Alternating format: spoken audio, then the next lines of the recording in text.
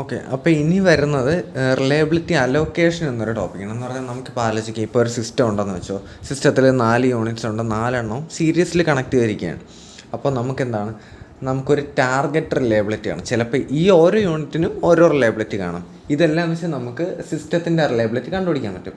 പക്ഷേ നമുക്ക് ആ സിസ്റ്റത്തിൻ്റെ ഇപ്പോൾ കിട്ടിയ റിലയബിലിറ്റി, നമ്മുടെ ടാർഗറ്റ് റിലയബിലിറ്റി, നമുക്ക് എത്രയാണ് അച്ചീവ് ചെയ്യാൻ ആവശ്യമുള്ളത്, അത് മാച്ച് ചെയ്യുന്നില്ലെങ്കിൽ നമ്മൾ ഈ ഓരോ യൂണിറ്റിൻ്റെ റിലയബിലിറ്റി നമ്മൾ മാറ്റേണ്ടി വരും.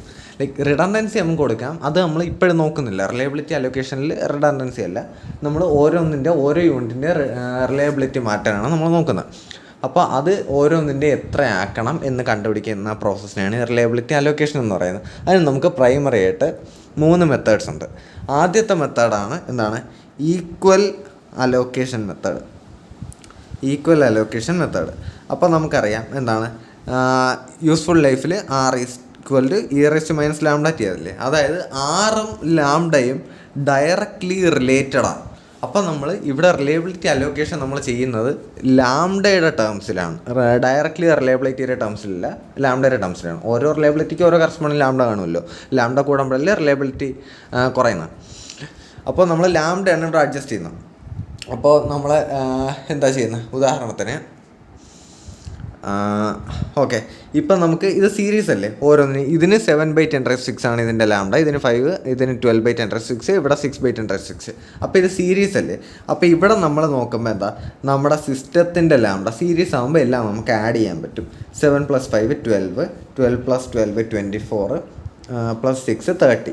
അപ്പോൾ ഇതിൻ്റെ ഇപ്പോഴത്തത് 30/10⁶ ആണെന്ന് വെച്ചോ. ഓക്കെ, ഇനി നമുക്കൊരു ടാർഗറ്റ് റിലയബിലിറ്റി കാണുമല്ലോ.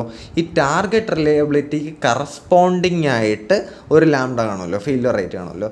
സപ്പോസ് ആ ഫെയിലിയർ റേറ്റ് λS എന്ന് ഞാൻ കൊടുക്കുകയാണ്. 20/10⁶ ആണെന്ന് വെച്ചോ. നമുക്ക് റിലയബിലിറ്റി കൂട്ടുന്നതുകൊണ്ടാണ് ലാംഡ കുറയുന്നത്. അപ്പോൾ 20/10⁶ ആണെന്ന് വെച്ചോ. അതിനനുസരിച്ച് നമ്മൾ ഓരോന്നിൻ്റെയും ലാംഡയ്ക്ക് വ്യത്യാസം വരുത്തണം. അതെങ്ങനെ ചെയ്യുമെന്നാണ് നമ്മൾ നോക്കുന്നത്. അപ്പോൾ ഈക്വൽ അലോക്കേഷൻ മെത്തേഡല്ലേ പറയുന്നത്. എന്ന് പറഞ്ഞാൽ എല്ലാത്തിനും ഒരേ ലാംഡയാണ് കൊടുക്കേണ്ടത്. അപ്പോൾ 20 അല്ലേ, 4 യൂണിറ്റ് ഉണ്ട്. അപ്പോൾ എല്ലാത്തിനും λ1 = 5/10⁶ അല്ലെങ്കിൽ λ2 = 5/10⁶, λ3 = 5/10⁶, λ4 = 5/10⁶. ഇങ്ങനെയാണ് ഈക്വൽ അലോക്കേഷൻ മെത്തേഡിൽ ചെയ്യുന്നത്. കാര്യം എല്ലാത്തിനും ഈക്വലി 5/10⁶ അങ്ങ് എടുത്താൽ കൊടുത്തു. അങ്ങനെയാണ് ഈക്വൽ അലോക്കേഷൻ മെത്തേഡ്. പക്ഷേ അത് നമുക്ക് മിക്കവാറും സാഹചര്യങ്ങളിൽ പ്രാക്ടിക്കൽ അല്ല. കാരണം ആലോചിക്കേ, ഇവിടെ 5/10⁶, ഇതിന് മാറ്റമൊന്നുമില്ല. ഓക്കെ, ഈ 12-നെയൊക്കെ 5-ലോട്ട് തിരിച്ച് ഇത്രയും താത്തി കൊണ്ടുവരാൻ ഭയങ്കര ബുദ്ധിമുട്ടായിരിക്കും. ഇതൊക്കെ പിന്നെയും ചെയ്യാൻ പറ്റും. അപ്പോൾ ഇത് ഒരിക്കലും പ്രാക്ടിക്കൽ അല്ല. ഇത്രയും ഫെയിലിയർ റേറ്റ് ഉള്ള സാധനത്തിന് ഇത്രയും കുറയ്ക്കുന്നത് നടക്കുന്ന കാര്യമല്ല. അതുകൊണ്ട് നമ്മൾ യൂസ് ചെയ്യുന്ന വേറൊരു മെത്തേഡാണ് അരിങ്ക് മെത്തേഡ് എന്ന് പറയും. അതാണ് ഇതിൽ രണ്ടാമത്തെ മെത്തേഡ് വരുന്നത്. മൊത്തം 3 മെത്തേഡിൽ രണ്ടാമത്തെ മെത്തേഡ് വരുന്നത്. അപ്പോൾ ഇവിടെ എന്താണ് ചെയ്യുന്നത് വെച്ചാൽ, നമ്മൾ ആസ് യൂഷ്വൽ λS കണ്ടുപിടിച്ച് എല്ലാം കൂടെ ആഡ് ചെയ്ത് 30/10⁶ കിട്ടി. ഇത് നമ്മുടെ ടാർഗറ്റ് എത്രയാണ്, λS = 20/10⁶ കിട്ടി. ഇനി നമ്മൾ എന്താ ചെയ്യുന്നത് വെച്ചാൽ λ1 ഇവിടെയൊക്കെ സ്റ്റാർ ഉണ്ട്, നമ്മൾ കാര്യം പുതിയതായിട്ട് ഇടുന്നത്. അപ്പോൾ λ1 ഇതെങ്ങനെയാണ് കണ്ടുപിടിക്കുക വെച്ചാൽ, ഇതിന് ഓൾറെഡി എത്രയുണ്ട്, 7/10⁶ ഉണ്ട്. 7/10⁶ ഡിവൈഡഡ് ബൈ ഈ സാധനം 30/10⁶ ഇൻറ്റു ന്യൂമറേറ്ററിൽ നമ്മുടെ ടാർഗറ്റ് റിലയബിലിറ്റിയുടെ കറസ്പോണ്ടിങ് ആയിട്ടുള്ള ലാംഡ, അതായത് 20/10⁶. ഇതാണ് λ1. അതേപോലെ λ2 വരുമ്പോൾ എന്തോ ആയി, 5/10⁶ ഇൻറ്റു 20/10⁶ ബൈ